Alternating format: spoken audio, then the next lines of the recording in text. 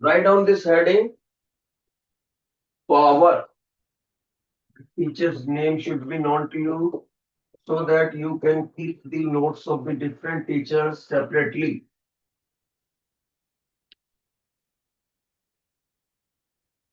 बेटे 10th D students, almost 50% students are roaming. 10th, sorry, 9th E. 9th E, please settle down quickly. 9th D. Well. Good. So teacher has written power. Power. You see. First learning point. First learning point about power. Introduction. Introduction. What? Its symbol is P. P is the symbol. Its SI unit is watt. P is the symbol of the physical term. W stands for watt. That is SI unit. Got it? And it is a scalar physical quantity. Scalar physical quantity. That means power has only magnitude. Power has only magnitude, no direction. This is our first learning point. Teacher ने क्या क्या बताया बेटे? इस term को किस symbol से represent करते हैं, क्या इसका एसआई यूनिट है, और क्या इस फिजिकल क्वांटिटी का नेचर है, स्केलर है या vector. That I have told. Okay, so learning point second. Learning point second, other units. Other units. Kilowatt, horsepower. Kilowatt, horsepower, and the third one is erg per second. These three popular units, apart from watt, are observed in the statements of different questions. So the important thing is we have to put the data in the numericals, in the unit watt. Watt should be used for data in numerical problems. Numerical problems. So that means we should know the conversion factors to come from other units into watts. So what is the third learning point? Conversion factors. Conversion factors. Just learn these by heart. For 1 watt is equal to 10 raised to power 7 erg per second. 1 kilowatt equal to 1000 watt. 1 horsepower equal to 746 watt. Okay. Then 1 horsepower is also equal to 0.746 kilowatt. So these are the conversion factors which should be known to my students. Fine. Okay. अब सभी बच्चे अच्छे से settle down हो चुके हैं. अब मैं वो पॉइंट बताता हूं आपको जो समझने में थोड़ा सा मुश्किल है. सभी बच्चे ध्यान से देखेंगे. Your attention. Look बेटे. What is the definition of this power?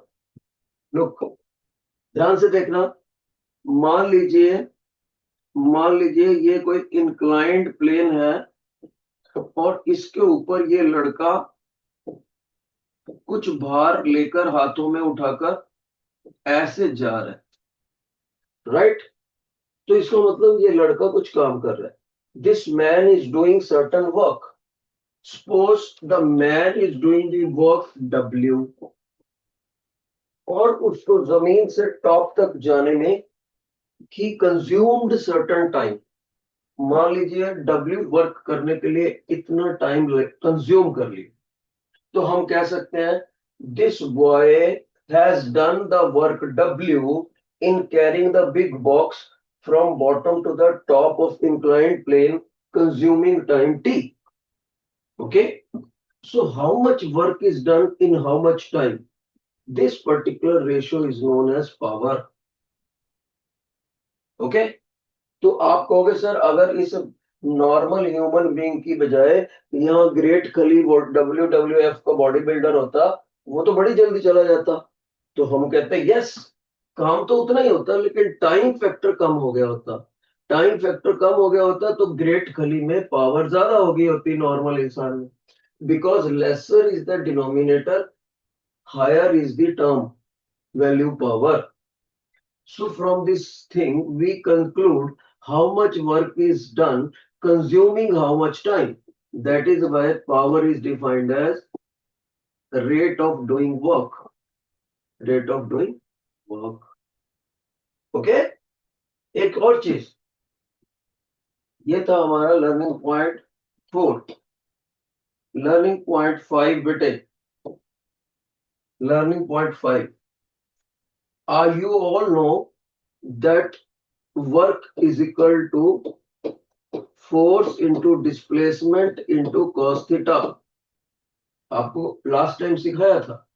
So in case I put the value of work here, I will get power is equal to force displacement cos theta or divided by time. Everybody knows displacement divided by time is known as velocity. Velocity. So therefore, power formula is also equal to force into velocity into cos theta. This is another popular formula of power. Two formulas which are starred by me are very important. ये था हमारा power का second formula और हमारे लिए learning point number 5। Okay, now we are proceeding further. शाबाश। Sixth learning point, you must have seen that when you purchase some motor like motor of Tulu pump or motor of fan, motor of mixie, so in those motors it is always mentioned that this motor is of 2 kilowatt, 3 kilowatt, power of the motor is mentioned. Okay, so whatever is the mentioned, that is input. Now we do the work using that motor. For example, using the motor of the Tulu pump, we raise the level of the water from ground level to the tank level and we check how much actually the work is being done by the motor in how much time. So we divide the actual work done by time, that becomes output power. So whatever the manufacturer has mentioned on the machinery of the motor, that is known as input power. But actual power shown by the motor practically, that is output power. So what I am telling you, output power upon input power, output power upon input power. Output is most of the time lesser than input power. This ratio is known as, but everybody will remember, this ratio is known as efficiency of motor. Efficiency of motor. चलो efficiency लगा लो। Motor क्या, किसी इंसान के लिए भी यही लगेगा, efficiency. Okay, output power divided by input power. Efficiency का कोई भी यूनिट नहीं होता, यूनिटलेस। क्योंकि क्यों नहीं होगा? क्योंकि आउटपुट पावर भी वाट में होगा, इनपुट पावर भी वाट में होगा, वाट कैंसल्स वाट, एक न्यूमरेटर में एक डिनोमिनेटर में। लास्ट लर्निंग पॉइंट पावर के ऊपर, सेवंथ लर्निंग पॉइंट, सभी बच्चे अटेंटिव रहेंगे। सेवंथ लर्निंग पॉइंट, कभी कभी पेपर में आपसे परसेंटेज एफिशिएंसी पूछता है, परसेंटेज एफिशिएंसी, तो सभी बच्चे याद रखेंगे। एफिशिएंसी को निकालने के बाद whatever is the efficiency obtained by above formula multiplied by 100 is known as percentage efficiency, is known as percentage efficiency। शाबाश। अब अपने आप को चेक करो, मैं सारे लर्निंग पॉइंट ब्राउन कलर्स से सेपरेट कर रहा हूं, आपने चेक करना है आपको समझ आ गया है नहीं। अगर आपको लगे हाँ वाकई सारे पॉइंट समझ आ गए, तो बाद में आप मेरे को फीडबैक देना जब मैं पूछूंगा। शाबाश। Let's check. बेटे देखो, ये फर्स्ट, सबसे पहले ये देखो, इस ब्राउन लाइन के अंदर अंदर देखो, whatever the teacher has written, have you really understood? इस ब्राउन लूप के अंदर अंदर देखो। शाबाश। इस ब्राउन लूप के अंदर अंदर आपको अगर सब कुछ समझ आ गया, तो it means you have got the knowledge of first learning point. Second learning point पे चलते हैं। टीचर आपको पिंक सर्कल दिखा रहा है, पिंक सर्कल के अंदर आप चेक करो क्या आपको समझ आ गया इनका meaning.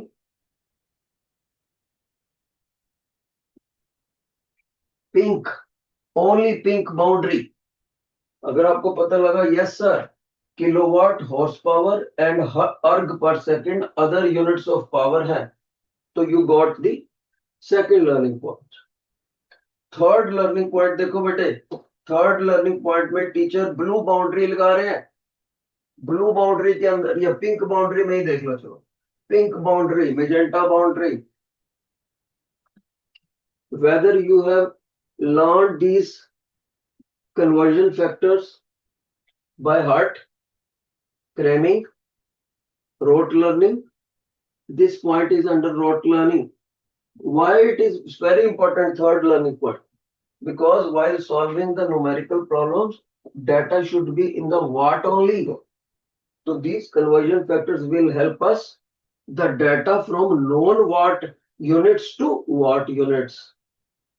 Fourth point, fourth point देखो बेटे, व्हाइट बाउंड्री के अंदर अंदर देखो, व्हाइट बाउंड्री के अंदर, whether you have really understood और not. White boundary, power is rate of doing work, how much work is done in how much time. Work को जब भी पुट करेंगे in the unit joule, time should be put in second. Okay, तो power automatically will come in the watt. Fifth learning point, your attention, सभी बच्चे fifth learning point में देखेंगे, और ग्रीन बाउंड्री के अंदर जो भी टीचर ने लिखा ध्यान से देखो, ग्रीन बाउंड्री के अंदर अंदर क्या कह रहे हैं टीचर? ग्रीन बाउंड्री टीचर कह रहे हैं वर्क का formula force displacement cos theta, put it here, और डिस्प्लेसमेंट अपॉन टाइम को डिवाइड करके वेलोसिटी बना सकते हैं। Standard definition, velocity is defined as rate of change of displacement. तो पावर का एक और फार्मूला बन गया, force velocity cos theta. Okay, sixth learning point में टीचर कह रहे हैं कोई बंदा कितनी पावर को क्लेम कर रहा है, क्लेम कर रहा है तो इनपुट पावर, और लेकिन एक्चुअल में कितनी पावर दिखा रहा है वो आउटपुट पावर हो। ओके, चाहे मशीन की बात हो, इंसान की बात हो, किसी की भी, तो output power divided by input power is the efficiency. ये नई टर्म है, एफिशिएंसी इज यूनिटलेस। और सेवंथ लर्निंग पॉइंट में whatever efficiency you will calculate here, put it here and multiply it by 100, you will get percentage efficiency। इतने सारे power के point है, एक पॉइंट बचा है, वो भी जगह नहीं है, फिर भी मैं आपको बताता हूं, ध्यान से सुनो। मैं आपको एक ही पॉइंट बताने वाला हूं बस, लास्ट पावर का, फिर ये आर्टिकल कवर हो जाएगा नाइन्थ के लेवल का। शाबाश। कौन सा पॉइंट टीचर बताने लगे हैं? Your attention. देखो बेटे, यहाँ क्या लिखा है टीचर ने, power is equal to work upon time.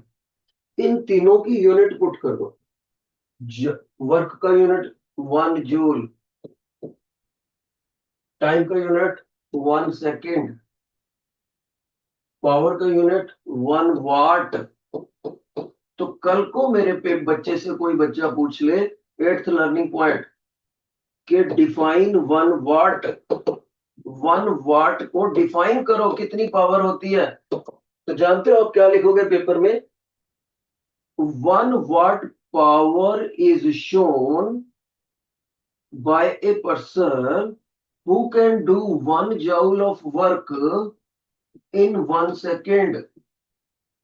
In 1 second. Listen, 1 watt of power is shown by a certain machinery if machinery is capable to do 1 joule of work consuming 1 second of time.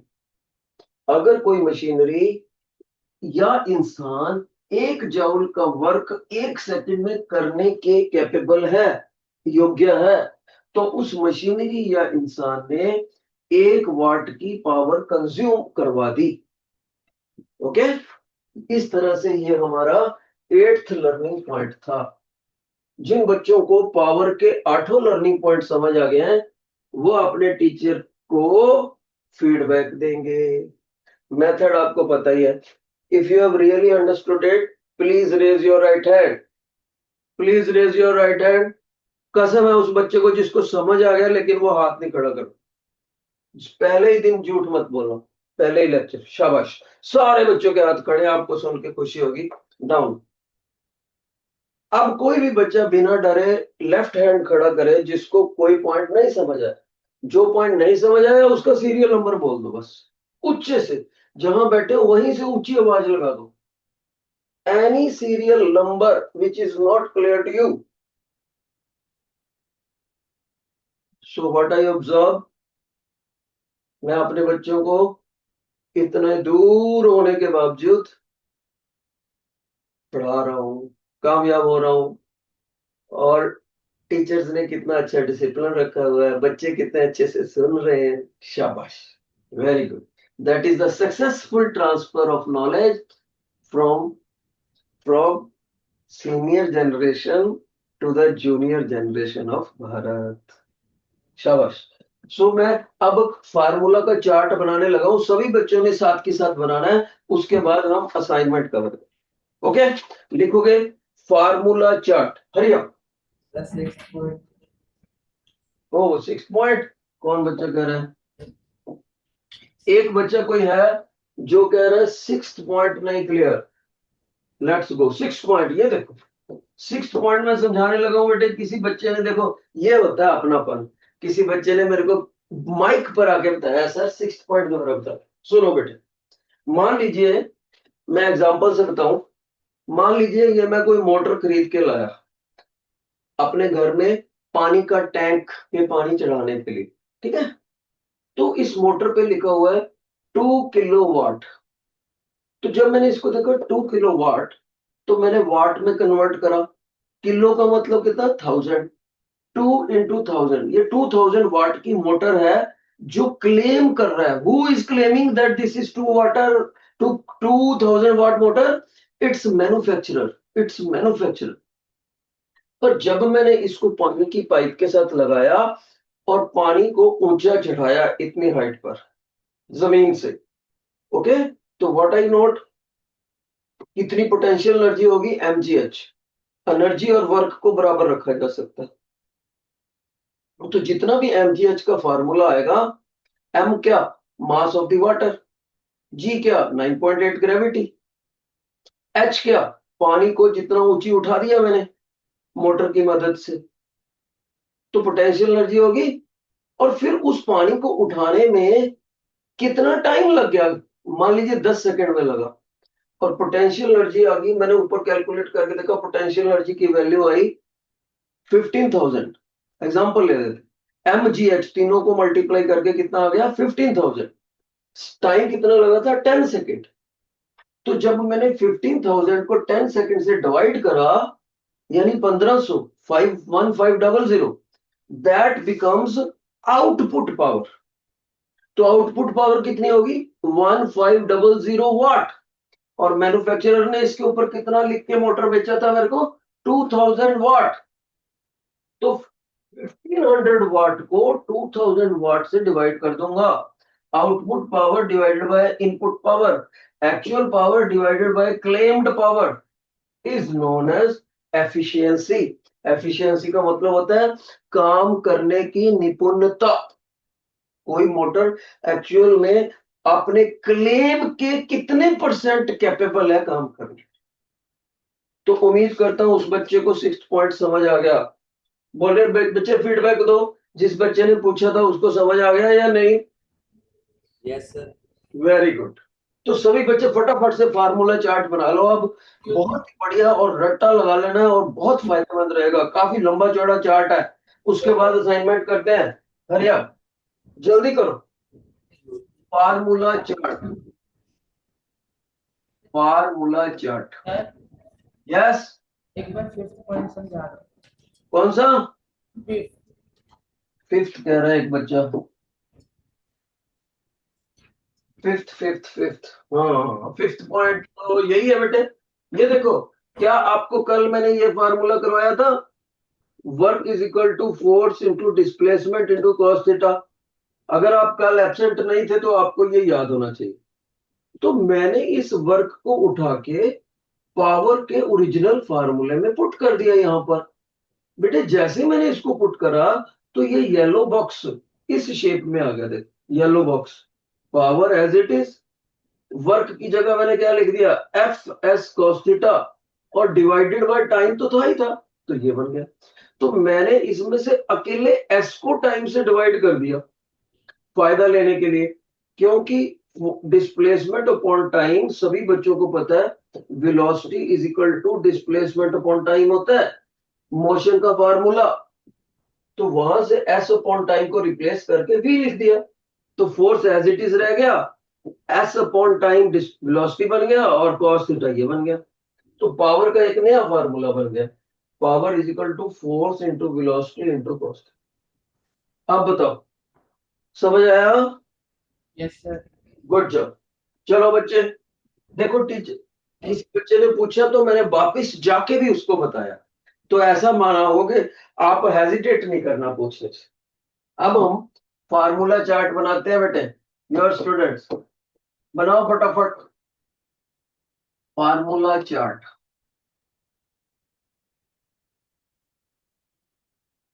Okay, देखो work का formula हमने सीखा, force displacement cos theta. और maximum work का formula हमने सीखा, force displacement. और इसमें खास बात थी कि फोर्स और डिस्प्लेसमेंट दोनों सेम डायरेक्शन में होते हैं, और उसमें फोर्स और डिस्प्लेसमेंट किसी भी डायरेक्शन में हो सकते हैं। ओके, ये फार्मूला हमने सीखा। और क्या सीखा बेटे हमने? Kinetic energy is equal to half mass into velocity square. और एक पुराना फार्मूला आपको याद होना चाहिए, दूसरे चैप्टर में से, linear momentum is equal to mass into velocity. Small P से लिखते हैं इसको, कोई भी बच्चा कंफ्यूज ना हो। कैपिटल पी से पावर लिखते हैं, स्मॉल पी से लीनियर मोमेंटम।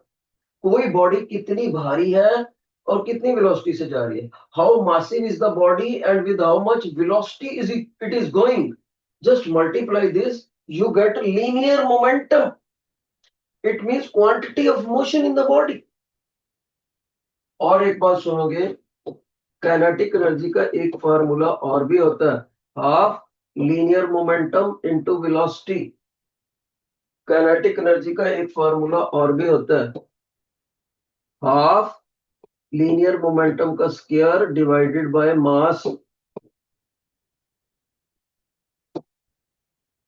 पावर का formula work upon time, power का formula force into velocity into cos theta.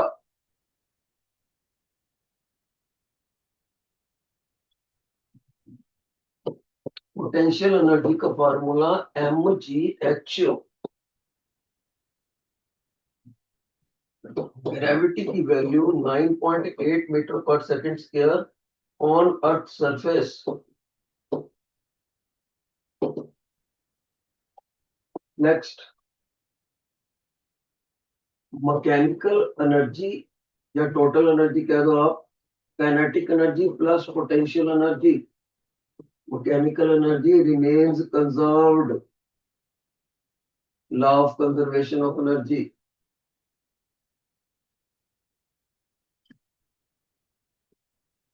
Nobody will forget 1 horsepower 746 वाट, बहुत बार काम आता है ये। और इसमें कई बच्चे गलती कर देते हैं, 786 कर देते हैं। 786 से जानते हो क्यों गलती करते हैं? क्योंकि समाज में एक कम्युनिटी है, मुस्लिम कम्युनिटी, उनका धार्मिक नंबर होता है 786। पता नहीं क्यों होता है। तो ये हमारा कन्वर्जन फैक्टर है 746। ये फिगर भी पॉपुलर है, ये फिगर भी पॉपुलर है, गलती नहीं करनी। तो आपको मेमोरी टूल क्या है इसका? 750 माइनस 4, 750 में से 4 माइनस करोगे तो ये है।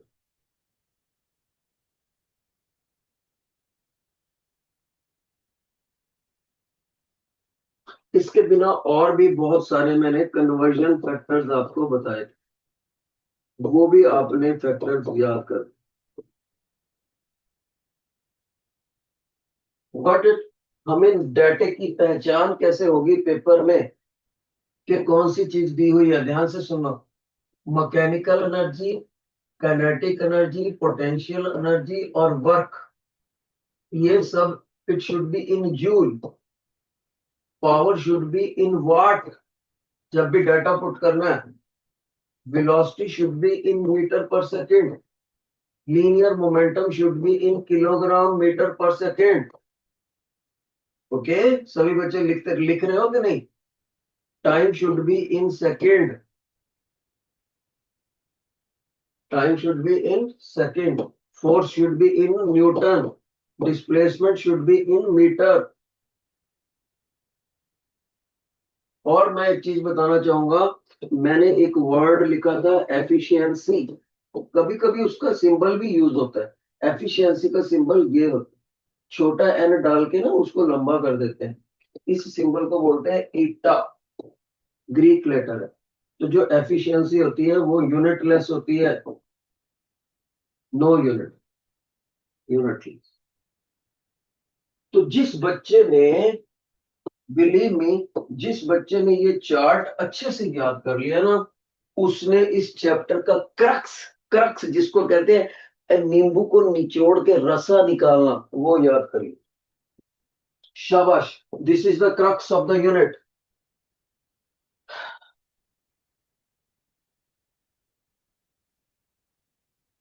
जिन बच्चों को ये सारे फार्मूले समझ आ गए हैं, खास तौर पे ये दो फार्मूले रट्टा लगा देना जिनको टीचर टिक कर रहा है। ये बच्चे पता नहीं होते और फिर क्वेश्चन नहीं कर पाते। ये भी नहीं पता होता बच्चों को, 3 फार्मूले नहीं पता होते ज्यादातर। ओके, जिनको ये चार्ट समझ आ गया, please raise your right hand, give the feedback to the teacher.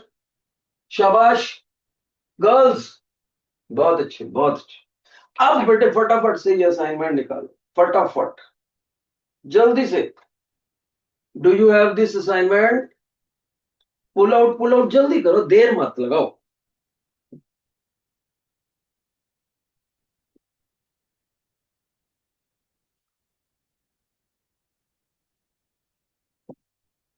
देखो, मैंने बोर्ड साफ कर दिया, फिर भी अगर किसी बच्चे को दिख रहा है कौन सा फार्मूला कहां लिखा था, तब वो बच्चा है असली।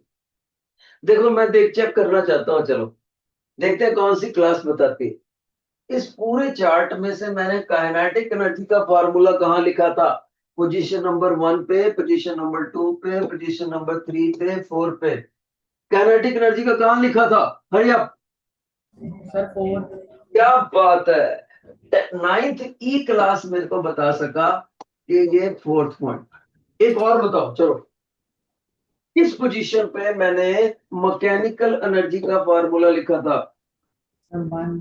Very good, very. ये फिर से वही क्लास, इसका मतलब है नाइन्थ ई। वाकई ब्राइट बच्चे। लास्ट क्वेश्चन, लास्ट क्वेश्चन पूछने लगा हूं। 2 नंबर पोजीशन पे मैंने कौन सा फार्मूला लिखा था? 2 नंबर पोजीशन पे P is equal to FB cos theta. बेटे 2 नंबर पोजीशन पे तो कौन सा वाला? P is equal to FB cos theta. बहुत अच्छे। इस बार ये आंसर दे पाए, power is equal to force velocity cos theta. Ninth D जीत गया इस बार, नाइन्थ डी। तो ये दोनों बच्चे की प्रेजेंस देखो कि ओके, लेट्स प्रोसीड। असाइनमेंट ये दिया number 1, which of these an example of scientific work done? देखो, standing with load on, actually में ये क्या पूछना चाहता है, ध्यान से सुनो। टीचर ने आपको क्या सिखाया? Work is equal to force displacement cos theta. गौर से देखो बेटे, अगर अकेला फोर्स लगे लेकिन डिस्प्लेसमेंट 0 हो तो वर्क 0 ही आएगा। और अपोजिट भी देखो, अपोजिट देखो, अगर क्या होगा? अगर डिस्प्लेसमेंट हो जाए लेकिन फोर्स लगे ही ना, तो इन दोनों को मल्टीप्लाई करेंगे तो भी 0।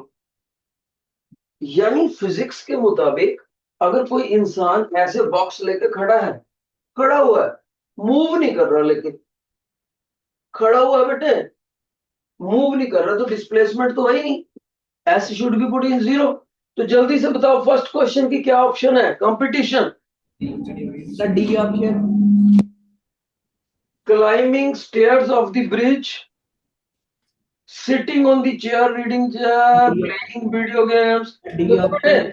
इस बच्चे ने नाइन्थ ई फिर से जीत गया, नाइन्थ ई जीत गया। इस बच्चे ने बताया सर, जब इंसान ब्रिज की सीढ़ियां चढ़ता है, ब्रिज की सीढ़ियां चढ़ता है, तो आपको पता है उसका जोर तो लग ही रहा है, तो फोर्स तो है ही है। ऊपर से वो अपनी पोजीशन चेंज करता है, तो दैट मीन्स डिस्प्लेसमेंट भी है। जब फोर्स और डिस्प्लेसमेंट दोनों ही नॉन जीरो हो, फोर्स और डिस्प्लेसमेंट दोनों ही नॉन जीरो हो, तो scientific work will be done.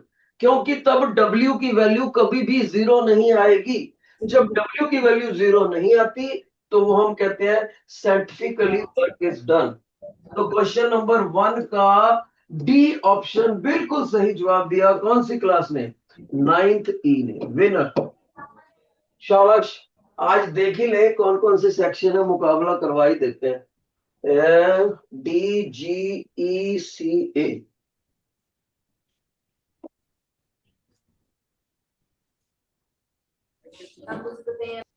चलो बेटे, ये मैंने सारे सेक्शन लिख दिए और अभी तक एक स्कोर हो गया नाइन्थ ई का, एक डॉट लगा दिया। अब देखते हैं कौन सी क्लास कितने डॉट कलेक्ट करती है। डॉट का मतलब 10 marks. Second question, A option. Second question में नाइन्थ ने जवाब दे भी दिया, डी ने भी दे दिया। क्या बात है, क्या बात है। और कोई सेक्शन? मैं उनका आंसर अभी डिस्क्लोज नहीं कर रहा, but ninth E and ninth D both have given.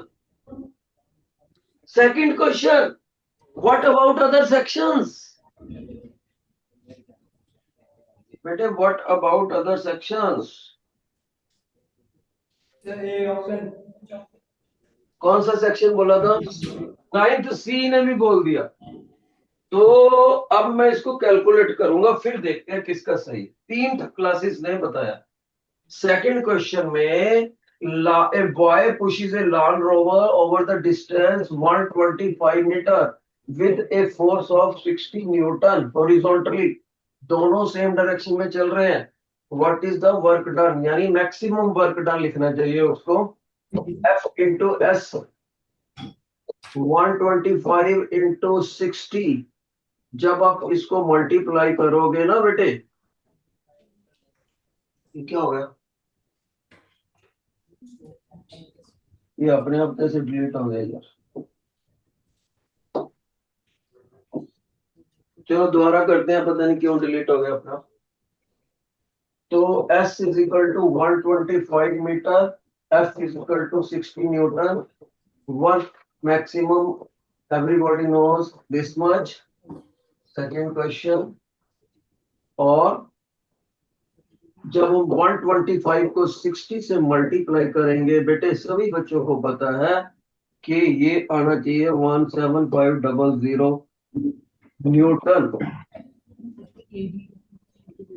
S के नहीं, तो मैं बताना चाहूंगा A B C D, B section तो है ही नहीं सर, ए सी डी ई जी, ई का एक स्कोर हो गया था, ए का भी बता दिया, इसने भी बता दिया, इसका डबल स्कोर हो।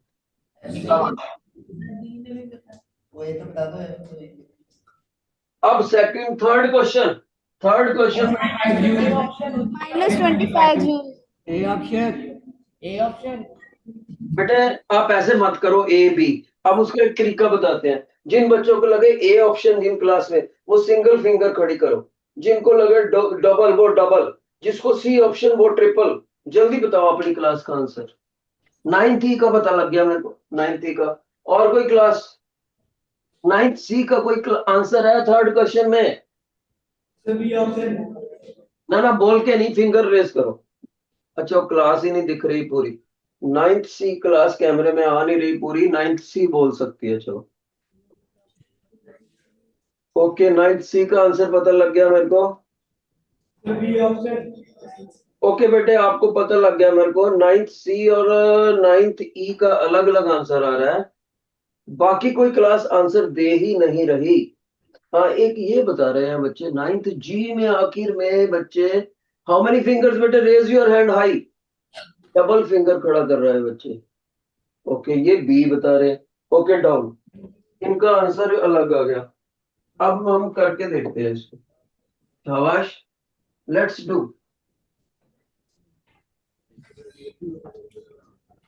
थर्ड क्वेश्चन बेटे, third question,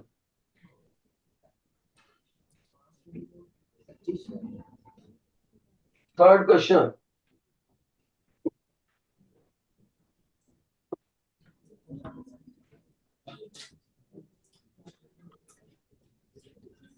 an object is moving uniformly along a horizontal direction, a retarding force of 5 Newton is applied in the direction as shown. The object stops after a displacement of 5 meter. What is the work done by the retarding force? Okay, तो retarding body चल रही है उधर को, और retarding force लगा इधर को, अपोजिट डायरेक्शन में। जब भी ये अपोजिट डायरेक्शन में हो तो वर्क नेगेटिव आया करता है बेटे, नेगेटिव। ओके, तो how much is the force, 5 Newton और डिस्प्लेसमेंट 5 मीटर, और वर्क का फार्मूला एफ एस नेगेटिव लिखना चाहिए क्योंकि अपोजिट डायरेक्शन में है, तो it becomes how much, -25 joule. तो 25 जूल एक ही सेक्शन ने जवाब दिया था, और वो था मेरा ख्याल बेटे, एक सेक्शन ने दिया था, किसने दिया था, हाँ वो पढ़े, 9th जी ने दिया था, 9th जी, शाबाश, 9th जी का डॉट आ गया। तो आप देख लो competition, A section 10 marks, C section 10 marks, D section 0 marks, E section 20 marks, G section 10 marks. किसने,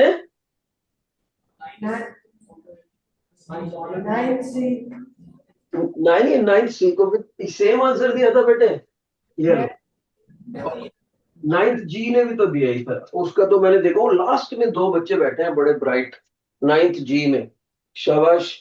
अब आ गया फोर्थ क्वेश्चन, आप खुद से करना। मैं जानबूझकर फिफ्थ पे लेके जा रहा हूँ कंपटीशन, फिफ्थ पे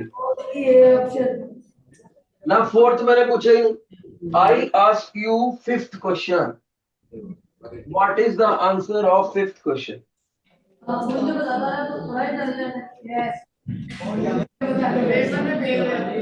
raise your fingers according to your answer. Ninth E का पता लग गया मेरे को, शाबाश। नाइन्थ जी में वही ब्राइट बच्चे, बिल्कुल पता लग गया नाइन्थ जी का। नाइन्थ ई और नाइन्थ जी का सेम आंसर है, और नाइन्थ ए जवाब नहीं दे रहा, ब्लैंक है बिल्कुल। नाइन्थ सी बिल्कुल blank. Okay, so now I am doing, जब किसी बॉडीज में वर्क नेगेटिव हो तो फोर्स और डिस्प्लेसमेंट में कितना एंगल, ओ माय गॉड, अभी अभी मैंने बताया, फोर्स इधर को और डिस्प्लेसमेंट इधर को, दोनों में 180 डिग्री का तो एंगल होगा, तभी तो वर्क टीचर ने नेगेटिव बोला था। शाबाश। तो नाइन्थ ई और नाइन्थ जी को फिर से एक एक डॉट मिलता है, और बाकी ब्लैंक है। शाबाश। अब एक क्वेश्चन मैं खुद से भी कर देता हूं अपने बच्चों के लिए, लेकिन ये क्वेश्चन आउट ऑफ कंपटीशन है, मैं खुद से कर रहा हूं। Fourth question is not included in the competition. Mass is 25 kg, 8 metre. Okay, work पूछा हुआ है, work. Let me tell you, जितनी पोटेंशियल एनर्जी होती है ना, वो वर्क, वर्क ही तो पोटेंशियल एनर्जी में स्टोर होता है। So whenever we raise the body up to certain height, we can apply the formula of potential energy for the work. How much? 25. Let's take the gravity 10 approximately. Height is equal to 8. A option. शाबाश।